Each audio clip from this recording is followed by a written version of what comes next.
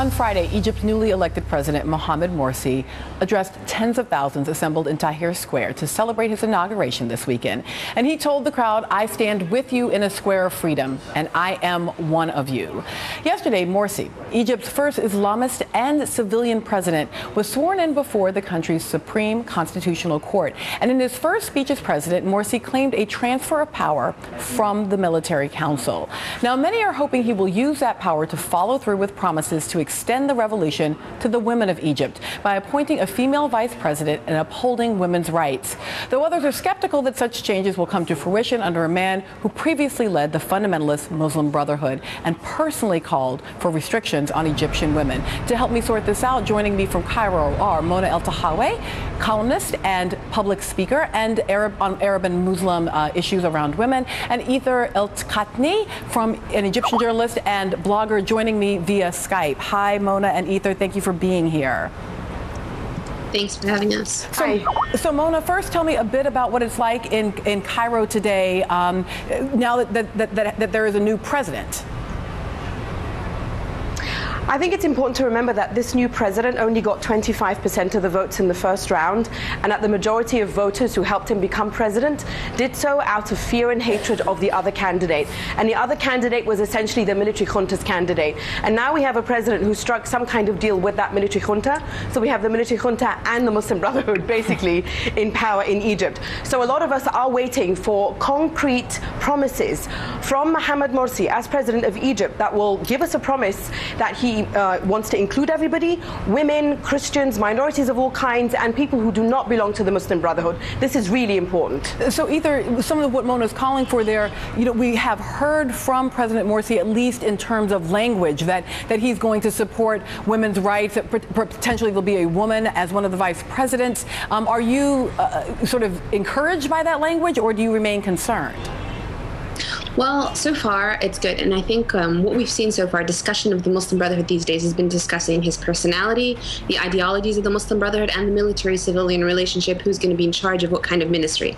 But only time is going to tell us if he's really going to distance himself from the Muslim Brotherhood and what is the relationship with the military. But what we can see is that the Muslim Brotherhood they have this new kind of dynamic centrist approach, and they're displaying a tendency towards political pragmatism instead of their dogmatic ideology. So starting a new page, especially with parties that may not have wanted the Muslim Brotherhood, and they must do that because, as Mona just said, he only got in with a very small margin, and a lot of the people who voted, they voted not because they wanted him to win, but because they didn't want they wanted Shafiq to lose. They're happy because democracy won, not because of him. Right. So have to take steps to kind of consolidate all these all these polarized groups, all these fragmented ideologies. So Mona, I think Ethar makes a really important point there, that it's one thing to be an outsider group and another thing to be actually part of the governing or ruling majority, or in this case sort of plurality. But particularly on the issue of gender and gender equity, how should we take sort of the history of this president within the Muslim Brotherhood versus what this new position is, needing to govern more from the center? Right. Well, when I look at the history of the Muslim Brotherhood rhetoric on women's rights especially, as a feminist, I'm very concerned. We've had female parliamentarians who belong to the Muslim Brotherhood who have justified, among other things, atrocities such as female genital mutilation. We've had the woman who heads the Women's Committee of the political party that Mohamed Morsi used to lead, the Freedom and Justice Party, saying outrageous things such as it's undignified for women to protest and they should leave their brothers and fathers to protest for them. Conveniently forgetting that if it wasn't for the fact that Egyptian women were front and center of the protest that led to the revolution, Mohamed Morsi would not be president of Egypt today. So based on their rhetoric in the past, I am concerned.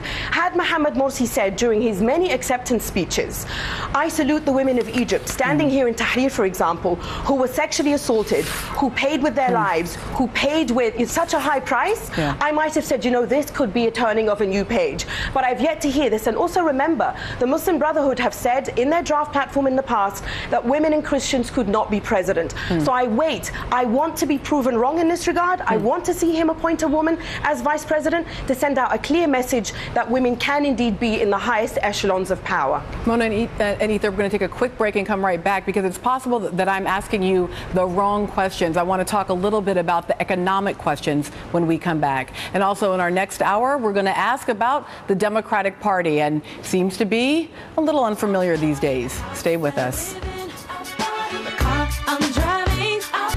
We're talking about the new dawn for Egypt, and back with me from Cairo are Mona Eltahawy and Ethar El Katatney. I'm sorry, I apologize. Ethar, let me begin with you. You've said that for Western journalists, this sort of language about gender and women's rights is kind of the sexy topic, but that the real issue for every Egyptian is the issue of the economy. Definitely. It isn't the issues of piety or religion or civilian and military that's going to be decisive for Egypt right now. It's the hard economic and social realities.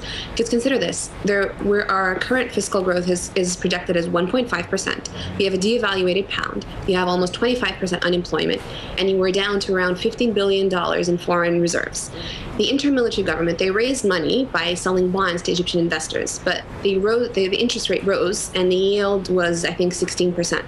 And so we have to repay $4 billion in short-term borrowing in 6 months, and we have to have foreign financing. The interim government refused to consider that, so there's no liquidity in our domestic credit market. And the IMF, the International Monetary Fund, there's a deal for a $3.2 billion loan, and we need that.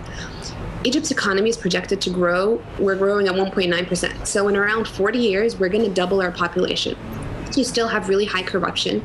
The deals between the government, the NGOs, and the private sector is down. Our tourism is an all-time low. Investors, foreign direct investment has to increase in Egypt. So in the coming period, Morsi really has to focus on the economy, on decreasing corruption, on perhaps dealing with subsidies. 10% of our GDP goes towards subsidies and fuel, and that's almost a quarter of the government budget.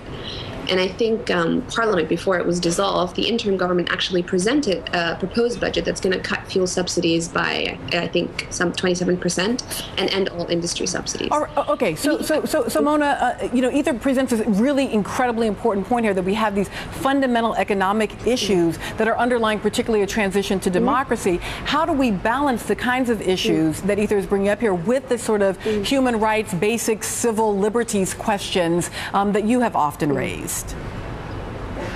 Right, well, let me connect what Ethar just said with the gender question or the gender issue. At least 40% of Egyptian households are women-led households. That means they're utterly dependent on women to bring the money in. The Muslim Brotherhood belong to a conservative religious end of the spectrum that's very much like the moral values Christian coalition crowd in the US, who make a big fuss about family values and moral values, and that fuss is often completely disconnected from the reality on the ground. And so if we hear the Muslim Brotherhood making these grandiose statements about how a woman's position is in the home because that's where a good Muslim woman belongs, that is utter nonsense, because the average Egyptian family cannot afford to have women in the home. And so we have to keep the gender issue front and center here. We also have to be realistic and understand the horrendous levels of sexual violence and sexual assaults that Egyptian women face in the streets.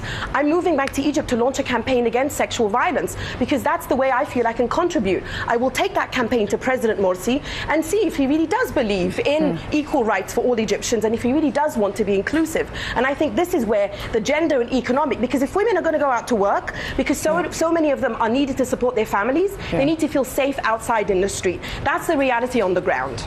Thank you to both Mona and Ethar in Cairo. And Mona, there's a seat for you at this table whenever you do find yourself back in the States and near New York. And coming up next, Melissa, I look forward to it. Thanks. Coming up next, where's the party? That's what a lot of people are saying about the Democratic Party these days.